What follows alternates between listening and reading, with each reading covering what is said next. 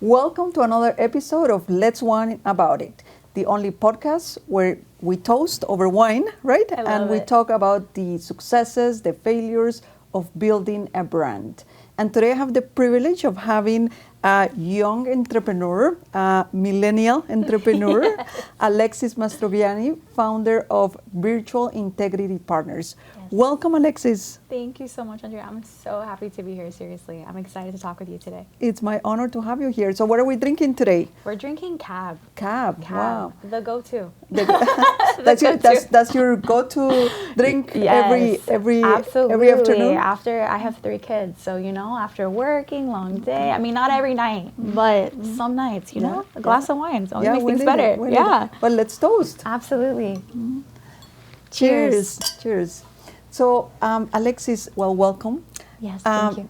Tell us a little bit about your story, how you started very young as an entrepreneur and as a mom at the age of 22. Yes. What a story. You've built multiple businesses. Yeah. Not just one, but tell us a little bit about your story. Yeah, absolutely. So, I mean, wild enough, I thought it was a good idea to have my first kid at 22 and start a brick and mortar Latin dance studio business here in South Florida. So I literally actually was graduating from University of Florida, and my husband and I were getting ready. We had our wedding plans in November, all the things, and I found that I was pregnant my last semester, and I was like, oh my God, what am I gonna do? I was like, of course I'm going home. I was like, I need my mom, I need my dad, I need everybody's support.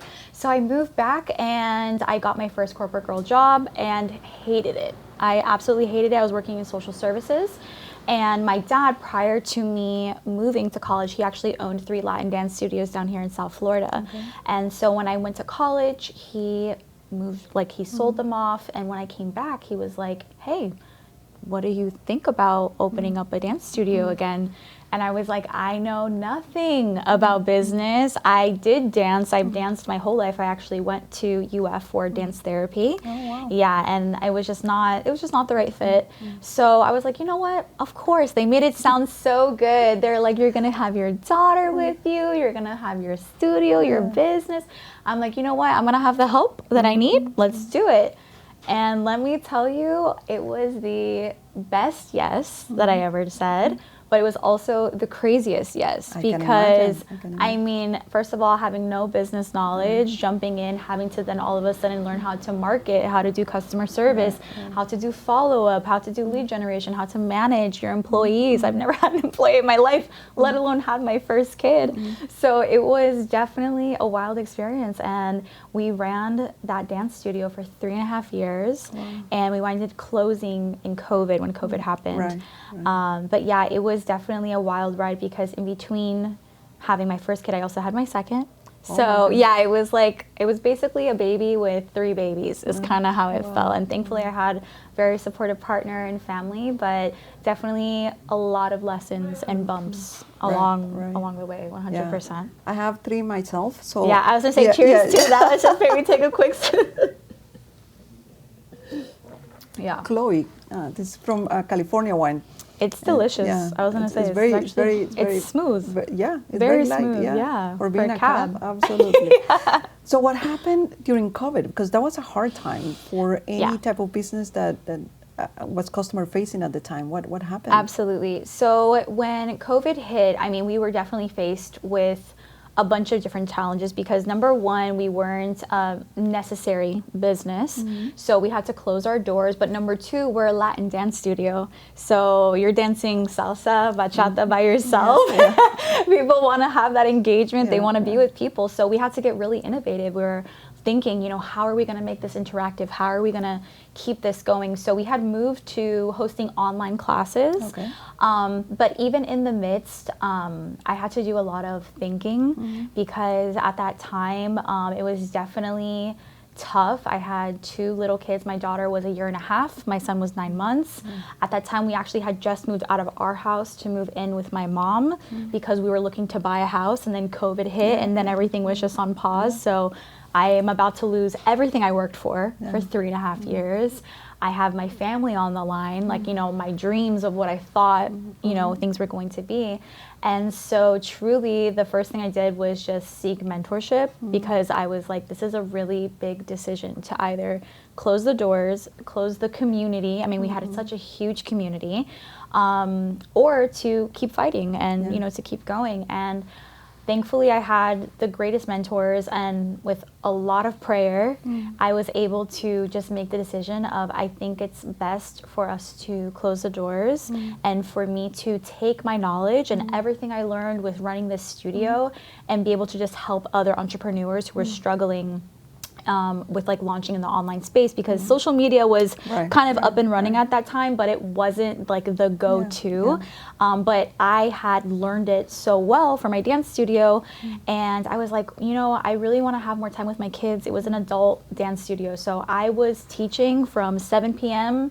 to 10 p.m. Oh, so you were running the business and you were teaching? I was teaching the studio. Oh my God! So what's your favorite rhythm to dance? Oh my goodness, bachata is my favorite, but it's very hard. I mean, I'm Dominican, so I'm biased. I'm biased, but I love bachata and salsa. I mean, it truly just brings so much life. Dance brings so much life to people. And so being able, actually when I started, I was not a teacher. I didn't know how to dance salsa for my life, which was like a shame. How do I have a dance studio? I don't know how to dance salsa. So one of the instructors trained me, just literally, it was like every day. I was training, did performance teams and all the things. But yeah, I was dancing every single night. My poor husband was struggling with a 9-month-old and even a baby from infant, just with them all the time. So it was just a lot of sacrifice. And I just felt it was the time and it was best for my family. And it was also best for my own mental health as an entrepreneur and as a young mother to be able to have more of, I don't believe in work-life balance because I don't believe balance exists, but I do believe in like integration and healthy integration and like what that can look like, and at least giving sense of relief, you know? So that was what I had chosen, close the doors and open up a new venture. And there are days, I don't know if I'm sure it has happened to you, where you give more to your business than you give to your kids or your husband or your house. And that's okay. And being okay with that. Yeah, you have to be okay with the sacrifice of what comes with being a business owner. And I feel like everybody loves the idea of what it's like to be an entrepreneur, what it's like to be a business owner, but to think about the sacrifice that you have to make intentionally every single day, and also the additional effort that you have to make every single day to pay attention to your spouse, to pay attention to your kids, to not lose a social life, to still even have time for yourself. It's a commitment, you know, and if you do it right with the right support, you definitely can make it happen. But you know, you always have to be a little weary of it. You gotta tread lightly, you know. That's why we relax over wine, right? Whenever we can, right? Absolutely. And but what a story of resilience, Alexis! Wow, it's impressive. It's impressive. I appreciate that. Yeah. So what happened? You closed the business. Yes. You started another business. Yes. Well, let's talk about that. So I closed the business, but you don't just close a business, right? It's hard letting go, right? It's so hard to let go. There's so much explanation, and people are wondering and thinking, and refunds and money and finances and all of those things that have to go into play. And in the midst of that, when I opened up the dance studio, I did have a business partner that was working with me. He was the brains behind it a lot, because I was basically being mentored as I was working. I had no clue. And so when we had started the business, mind you, it was a dance studio, we had moved into a new building. So when we had relocated, because the other building was being shut down, we had to start from scratch. We had to install floors, mirrors, everything. So it was costly. We had to definitely take out like a business loan and do all the things. And when the studio closed, I was left with all the business debt.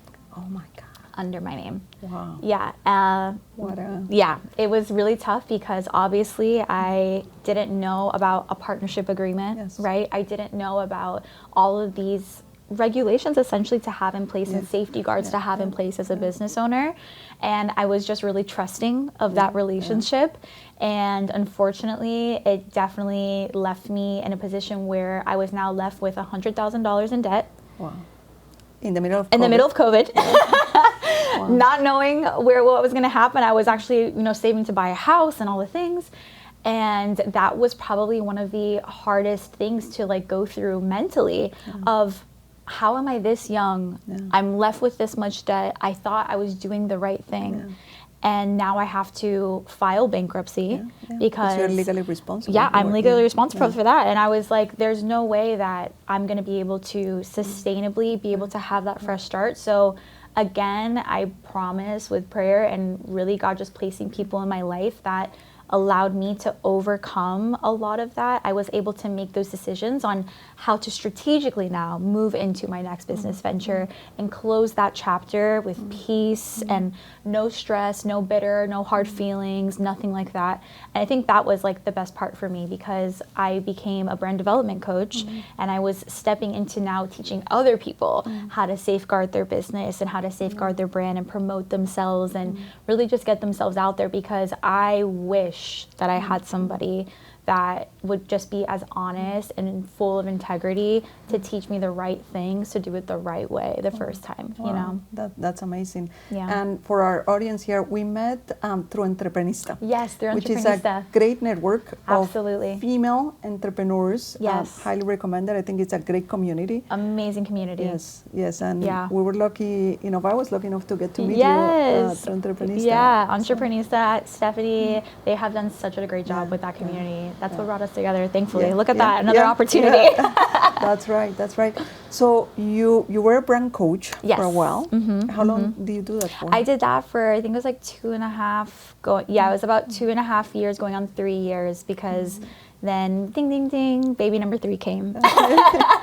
Another little curve in the road, Yeah, but it's amazing how when we're young, we tend to have our full life planned. Yes, And then nothing goes according to plan. Absolutely, nothing went according to my quote-unquote plan. But I will say I'm grateful it didn't because I feel like I've had so much more life and adventure and just so many more opportunities than I feel like I would have if I would have just stayed in like the corporate life that I thought I wanted.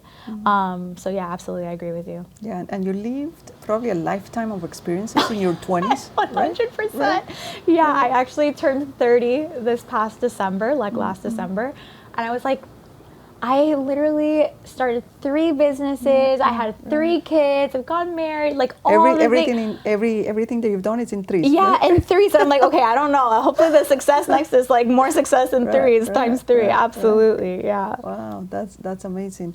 And so then you had your 3rd baby. Yes, I had my 3rd baby. And then you had an idea for another business. Yes. So I was getting a little sick of the coaching game only because during that time, it was post-COVID, everyone's going online. Being a coach started to get a very negative connotation because people were promising the world, charging 10K, 15K, 20K for 12-week programs, guaranteeing you these wild results.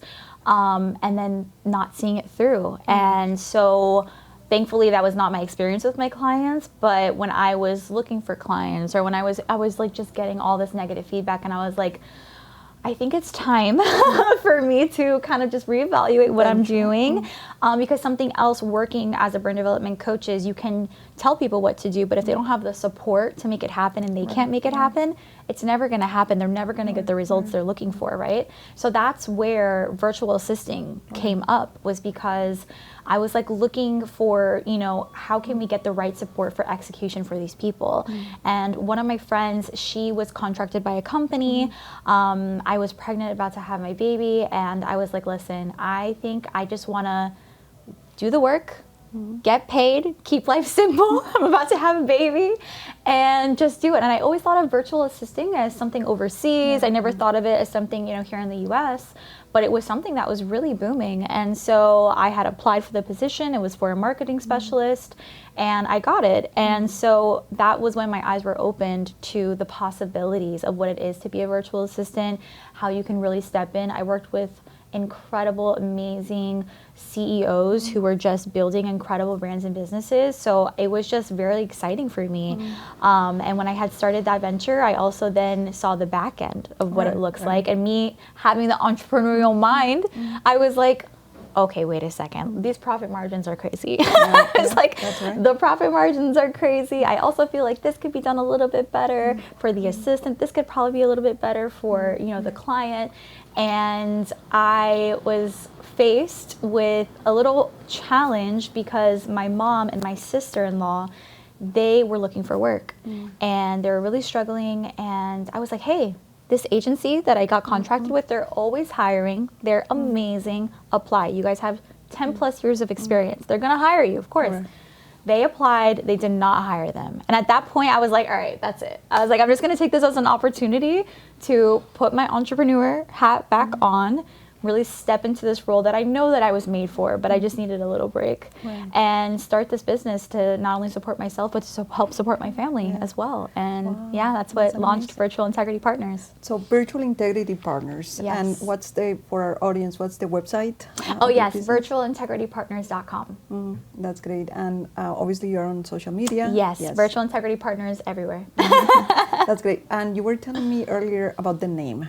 Yes. And I found it amazing how you bring integrity into the name of your business, and why is it so important to you? Yeah, it's so important. I mean, well, obviously from sharing my story earlier, having dealt with partners and people and business owners that truly just did not operate in integrity, I just saw how much damage it did to not only myself as a business owner, but to those affected that were a part of the business and lost their jobs and, you know, everything that was happening. And so when I launched this business, I wanted to make sure, number one, that as a virtual assistant, we were first operating in integrity, because I think something else that can come with bad connotation is having assistants who just show up, they don't really do the work, they're just there to do their thing and that's it. And I was like, that's not going to be this agency. I was like, this agency is going to be full of integrity, full of people who are passionate and love what they do, and which brought me to the word partners. Partners of, no, I'm not just your virtual assistant. I'm here as your partner in your business with you to help and support you with what it is that you need to get done. And so that was how Virtual Integrity Partners just smashed together, and we now go by VIP, and a lot of people know us as VIP, and that's how we try to treat our clients all the time, is just with excellence, white glove service, and just showing up full of integrity every single day. Oh, that's fantastic. And something that is partnering really well is this wine. Right? I know. I was like, I think I need to stop talking and take a sip. That's fantastic, Alexis. And what a story! Oh my God, I'm so impressed. I mean, you're so young. You've accomplished so much. Thank you so much. And so right now the business, it's female-owned, female-run. Yes. And how many team members do you have? Yes, so we're a small knit team. We have about 7 contractors. They're all US based, and surprisingly enough, they're all women as well to support. We do also work with some contractors overseas for more of our expert services. So like graphic design, web development, video editing, podcast editing, all of those things.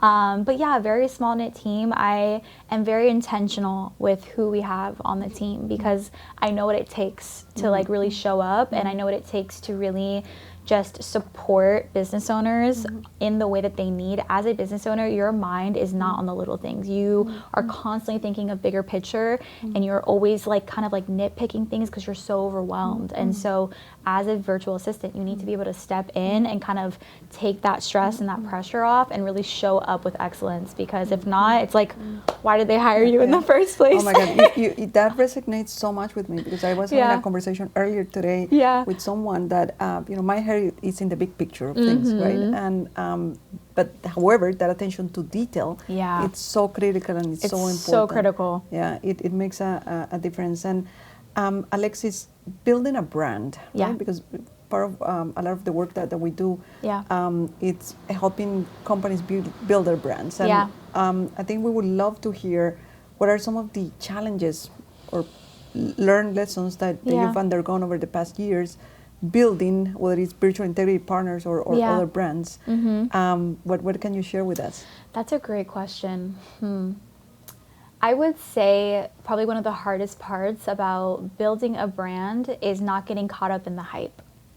And the reason why I say that is because with social media especially, everything is about trends, everything is about what's the latest, everything, you know, which is important when it comes to marketing and, you know, those things. But when you're building a brand, something that's authentic, something that can storytell, something that is true, something people can really resonate with, you have to stay true to yourself no matter what. You have to stay true to the foundations of that brand. And oftentimes, from my experience and when working with people, a lot of people had a hard time kind of like establishing what those brand foundations are for them, whether it was integrity or virtue or whatever that may be.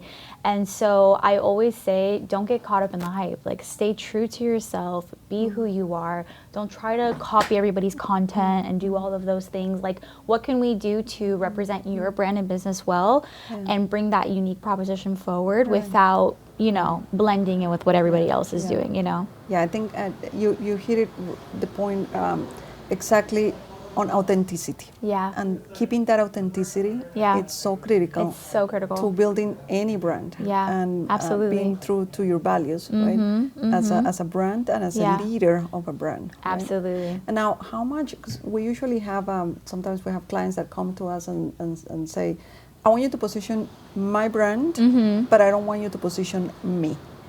And based on your experience, and I know you're laughing, based on your experience, how much do you associate yourself with the brand? Are you the brand? Yes. Yeah. I'll be curious to hear that. Yeah, you know, it's so funny that you say that, just because having been in brand development for a while, I mean, there's obviously a very different differentiation of a personal brand and a business brand, right? But I will say, depending on your company structure, I mean, we are a very small company. So technically, my face is the brand, right? Like, my face is the brand. I'm the one who creates all the content. I'm the one who shows up, has the photos posted. You have to be confident enough in yourself that you, and oftentimes I feel like what it is oftentimes imposter syndrome. I don't want to be the face just because in case something happens, or I don't feel confident enough to show up and represent my business well. And especially women. Oh, especially women. Yeah, they're like scared of the camera. And I'm like, you cannot be scared of the camera. And I think that's where you kind of almost have to do personal development and really seek out and know the power and what it is that you bring to the table as a business owner. Like, your business is here for a reason. And if it's here for a reason, how can we exemplify that message with what you bring to the table? Because that's honestly what people want, especially with AI and everything coming out. The more that you can create connection person to person, I honestly feel the better your business is going to do. Yeah, absolutely. I mean, I think AI is here to stay. Yeah, 100%. It's changing all of our businesses and all industries, but it will never replace connection. Correct. It will never replace the face-to-face meeting. Never. It will never replace us drinking Absolutely good wine. Never to, no AI can choose me. That's right. Not yet, at least. Yeah, right? I know. Not wait for the robots. So, Alexis, you're a mom. Yes. You're an entrepreneur, yes. right? And I think we have a lot of things in common. But for the audience that is seeing, that is watching us today, what do you think is your word of advice for somebody maybe who is that 22-year-old when you were starting, right? Who wants to venture and open their own business? Or for the Alexis now at 30, right? Who's looking to scale and continue growing her business? Yeah, that's a great question. Okay, well, I would say for the young entrepreneur, the person who is like really passionate, really excited, not sure what to do, my number one recommendation every single time is get plugged into a community. Get plugged into a community, because I think oftentimes we think about doing this journey alone and what that looks like alone, and we can get very easily defeated in entrepreneurship. But when you have the right support, the right community, the right mentor, you go so much further, so much faster every single time. And if you can position yourself right there with the right people, I mean, that was how I was able to excel Virtual Integrity Partners like forward so fast. We actually had scaled to 6 figures in only 11 months. Wow, that's amazing. Yeah. Wow. And the reason why was because, granted my lessons, but I had that support and that community and that mentorship, and also connections and networking to be able to say, hey, I know somebody that can help you with your business. Hey, I know. So get yourself involved in community, because that 100% takes you further every time than doing it by yourself. That's great. And other than Entreprenista, any other networks that you recommend out there? Yes, so I'm actually a part of another networking community here in South Florida called the Daily Drip. Okay. And so another woman-owned, woman-founded, amazing community. And other than that, I would say like maybe just getting uncomfortable and going to some networking events locally. Some chambers of commerce have networking events, even just others that are downtown Fort Lauderdale, especially if you're in South Florida, in Miami. There's so much opportunity here, and there's so much community here in South Florida that if you really just get a little uncomfortable, put yourself out there, maybe bring a friend with you, you're going to make the right decision. You're going to meet the right people to make it to where you want to be. Yeah, that's absolutely wonderful piece of advice. Let me tell you, Alexis, you're wise beyond your years. Oh, thank you so much. I appreciate that, Drew. You bring so many good pieces of advice for other business leaders. And what's next for virtual integrity partners? Yeah, that is a great question. So I will say we definitely are honing in more in being specialized VAs, just because with the integration of AI, and we're actually moving into integrating AI agents with the current support that we have, that's going to be really exciting with how we can essentially automate a lot of these things, but also have that humanistic aspect to integrate and support both the business owner and the tasks that need to be done. And the other thing that we're working on actually is launching a nonprofit. And with that, we're actually looking to work with teen moms. So my mother was a teen mom, and I've always had a heart for giving back to that community. And I had connected with one down here in South Florida, and we were able to raise, a bunch of funds for her, diapers, formula, all the things. And I had asked her, I was like, this is great that we're giving all of this to you, but after this, like, how are you going to support yourself? What can we do to really help you? Like the tools to do it. And she's like, work. And so I was like, have you ever heard about being a virtual assistant? It's remote, it's flexible hours. She's like, oh my gosh, no, but I want to know. And so we're actually working on developing a program right now to teach teen moms high level paying skill sets like social media, digital marketing, web design, operational support, project management, and then contract them through VIP to support also clients and give them work. So that's the next mission behind it. That's amazing. So you have to promise me that you will come back whenever you're ready to launch the foundation. What's going to be the name? Do you have a name? I do not have a name yet. Everything is in the works. So first look. First look. Wow, that's amazing. Yeah, thank you. What a wonderful initiative. It is. It's definitely something that is long-term impact. Right. Something I'm very passionate about. Right. And how many do you have a number in mind as far as how many girls you want to start with? I don't have a number in mind yet, but probably like a small group, maybe 5 to 6 just to start, because it definitely, I know that along with the business training, it's also going to be personal training, and I really do want to provide the right support and the right mentors in there to really help them personally overcome a lot of challenges or mindsets that they may have to be their best self when they go do work and present themselves and learn. Just because as a mom, we know that can be a stumbling block when you're thinking about your kids and yourself and this and that. So just mentoring them in that aspect to then also support them in the business aspect and provide job opportunity. I think that you are really opening opportunities, right? And sometimes that's all that one person needs. That's it. An opportunity. Yeah. And that can open 1,000 doors. Yeah, absolutely. Time, right? Absolutely. 100%. That's definitely the mission. Wow, that's amazing. Now, you reference AI and technology. It's certainly disrupting, like I said earlier, all of our business. Yes. Right? Yes. So you mentioned that you're building this series of AI agents, which is it's great. But how do you think AI is disrupting your clients and their businesses? I would say yes and no. The reason why is because a lot of our clients are service-based providers, not necessarily product-based. And so with their services, I think, like, for example, we have a pool cleaning company. So for them, not necessarily disrupting too much, right? But then we also have life insurance agents. Again, it's almost like the AI is coming into their business to more so speed things up rather than slow it down, only because that humanistic aspect is still so important. Mind you, they could probably, for example, with life insurance, go online, do a quick quote, get their policy and be done with it. But to have that extra support is kind of something game changer. So I think it's just allowing and teaching and encouraging our clients actually to kind of dive in deeper to learning how AI can support their business, but also to level up whatever their skill set is to make sure that they are staying on top of their game, to make sure that AI doesn't disrupt or take whatever it is that they're currently doing, you know? Wow, that's great. Yeah. And so the name of this podcast, Alexis, it's Let's Whine About It. Yes. So what do you have to whine What about? do I have to whine? You know what? I think what I have to whine about, and it's so, I mean, let's just be honest. I think what after the full glass of wine, right? You know, I think what I have to whine about is the lack of transparency that a lot of business owners have when it comes to their business, especially social media.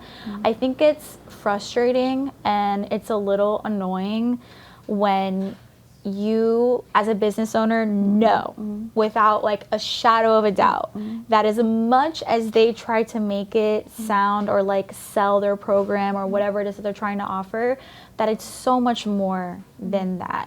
And it's a little frustrating just because I've seen people step into the entrepreneurial world and they're completely disheartened because they have the wrong expectation and mindset going into it because of the false reality that a lot of super wealthy, you know, business owners put into place or things like that, and kind of make it seem like, well, if you're not here, you're not good enough. Like if you're not here, you're not making it. And it's simply just not true. And I think for me, that is what I'm going to whine about. That's what I'm going to whine about. That's a great message because I think I was having over lunch, I was having a conversation with a business leader, and I was telling her that basically now, everybody now, it's a newspaper, it's a digital, everybody owns the truth, right? Yeah, absolutely. And it has been game changing for the publishing industry, but then comes into play what is true and what's not. What's not? Right?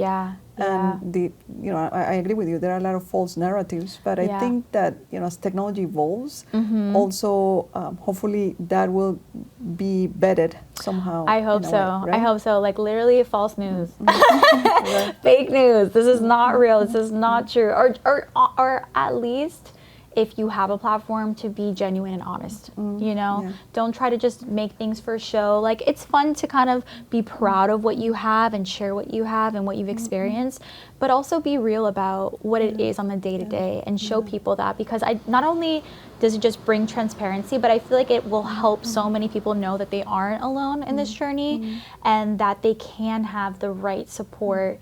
That, hey, if this person who is a multimillionaire is still struggling with this and I'm just here, I can get there too. Like I can get there eventually too, you know? Yeah, we conduct media trainings for a lot of our corporate clients. And, we ask, one of the first questions that I ask executives, it's where do you get your daily news from?